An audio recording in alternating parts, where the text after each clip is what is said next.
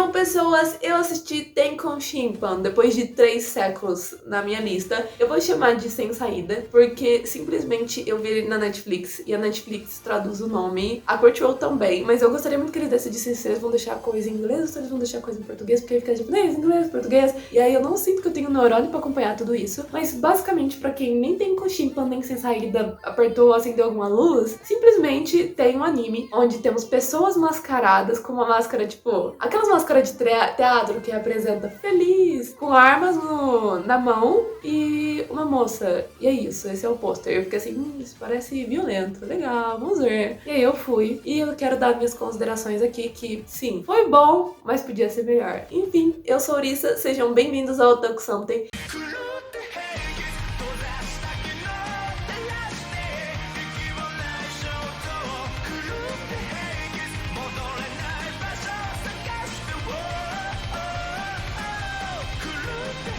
E eu cheguei nesse anime não preparada pro que estava acontecendo. Porque simplesmente eles precisam dar um motivo pra esses manos de máscara. E a gente tá seguindo a Yuri, que ela simplesmente tá ali. Ela foi jogada nesse mundo e ela não sabe por que ela tá ali. Então, pra ajudar, eu vou chamar ela de Honjo, que eu acostumei com o sobrenome dela. Mas a Honjo simplesmente tá ali, ela não sabe o que tá acontecendo. E aí ela liga pro irmão dela, porque ela foi pro celular. Ela foi com o celular no bolso, porque eles te raptam, mas eles te deixam com o telefone. E aí ela liga pro Rika, que é o irmão dela. E aí ela fica tipo, irmãozão, cadê onde eu tô? E ele, você também tá aqui? Ou seja, o irmão dela também tá ali. Ali, a gente tá vendo esse lugar bizarro, é o topo de um prédio. Mas ela não consegue sair. E nas grades tem uma abertura e tem uma ponte. E a ponte é aquelas pontes de madeira que você pisa em cima e fala assim, se cair, é reto pro inferno. Porque assim, a cara de que vai cair a qualquer momento, assim. E tipo, eles estão muito, muito alto mesmo. Eles deveriam estar uns 5 a 10 metros no chão. Eu acho que 5 foi pouco. Eu acho que eles estavam 10 metros do chão, assim. Ou mais. E assim, você fala assim, 10 metros. Alto pra caramba, gente. Alto pra caramba mesmo. E aí, simplesmente,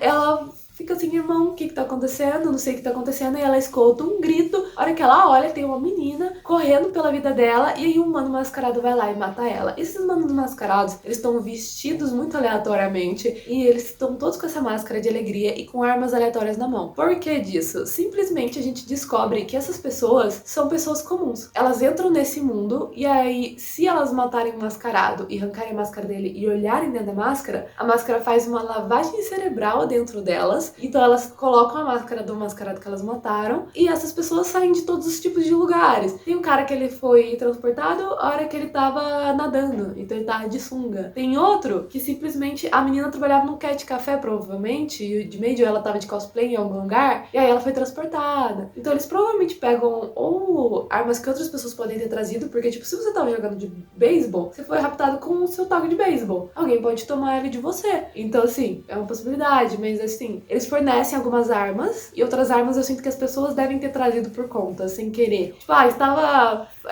cortando uma árvore e fui transportado com minha serra ou meu machado, sabe? Mas armas de fogo a gente viu o pessoal que comanda essa situação, que eu já vou explicar mais sobre, dando rifles pra uma, duas pessoas. Então, tinha 2 mascarados com o mesmo rifle. Então, sabe que o jogo deu. Então, assim, tem tipos de máscaras diferentes. Tem um tipo de mascarado que é sem emoção e ele anda por aí com bolsas. Então, essas bolsas, eles acabam largando coisas. Então, aí a gente vem comida, água, talvez cartuchos. Então, nessa brincadeira também pode ter armas espalhadas pelo cenário. É bem um negócio meio videogame mesmo, meio survival videogame. E eu fiquei assim, cara, se fosse um jogo, isso ia ser muito interessante de jogar. Porque simplesmente você, imagina, você sumona num prédio qualquer, e aí você sabe que você tem que se mover. Se você virar um mascarado, você perde. Ou talvez você possa ter um modo de jogo em modo mascarado, não sabemos. Onde, sei lá, pode formar 2 equipes. Aquilo ia dar ótimo de jogo, sabe? Eu olhei aquilo e fiquei assim, cara, ia ser um jogo foda. Tanto de jogar como mascarado, como jogar normal. Ia dar um jogo foda. Não sei se funcionou tão bem quanto anime. Por quê? Simplesmente a gente fica sabendo, tem esses mascarados felizes, que eles eram pessoas normais. Tem esses mascarados sem emoção, que eles estão jogando coisas pelo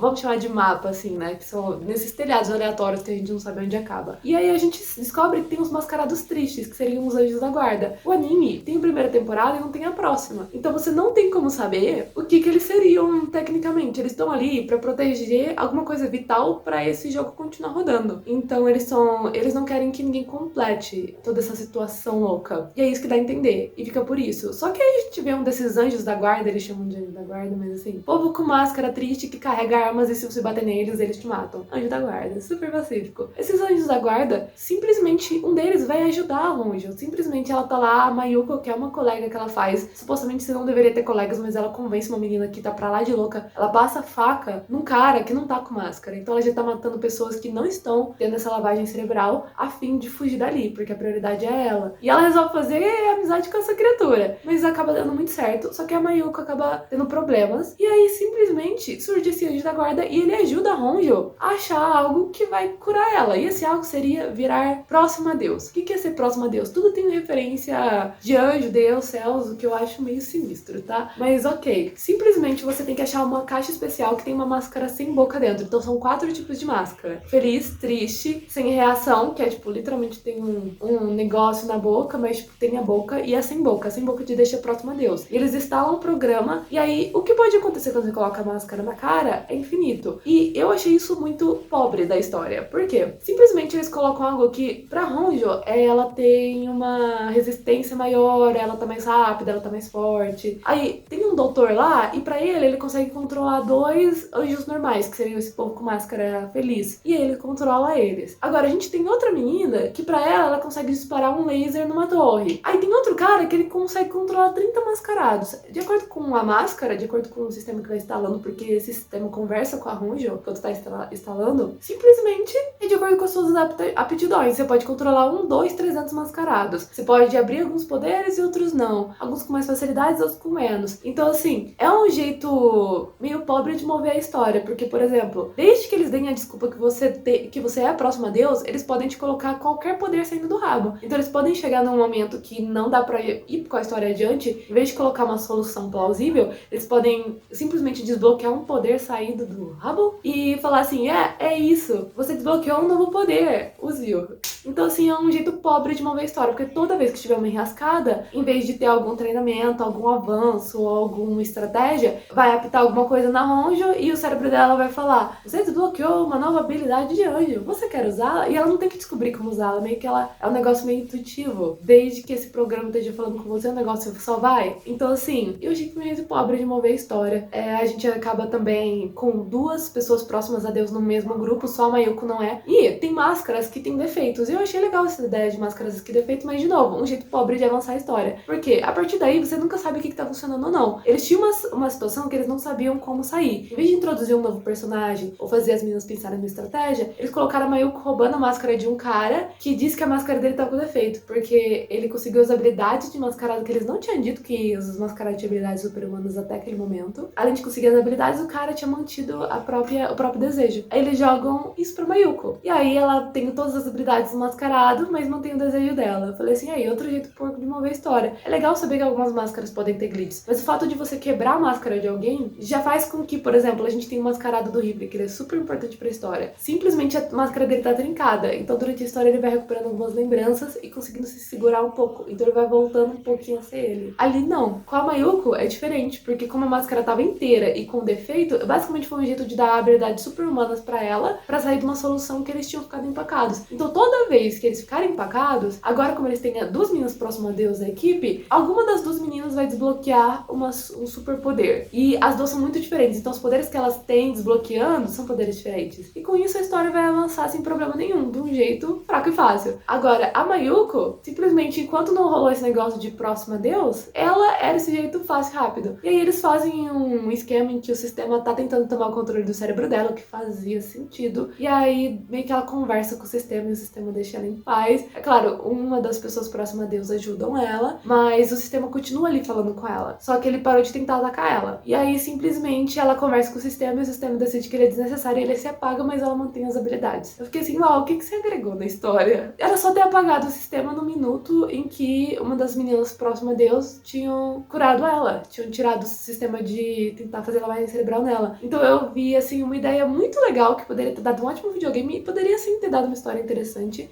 Tivemos algumas coisas curiosas. Dava pra ver que todas as regras estavam pensadinhas, mas a partir do momento que eles colocaram esses caras... O negócio da Mayuko já foi um quebra-clima, na minha opinião. Foi um jeito pobre de enfiar a história pra frente. Mas quando eles fizeram os próximos a Deus, sem ter uma regra específica, um poder específico, tudo é possível. E agora que tudo é possível, nada mais faz sentido e nada mais é previsível. Então, toda vez que eles se empacarem em alguma coisa, eles têm uma solução fácil pra tirar do bolso e jogar ali. Isso pra mim acabou muito com o clima da história. Mas enfim, isso foi o que eu achei de Tenko Shinpan. Não foi um resumo da história, sim, o porquê eu não recomendo Tenko Shinpan. Eu até que me diverti, mas eu sinto que a história perdeu o rumo e ela não tem segunda temporada. Talvez essa história vale mais a pena no mangá, mas em termos de anime, eu achei que eu perdi um pouquinho meu tempo. Mas enfim, espero que vocês tenham gostado. Até o próximo anime. Bye, bye!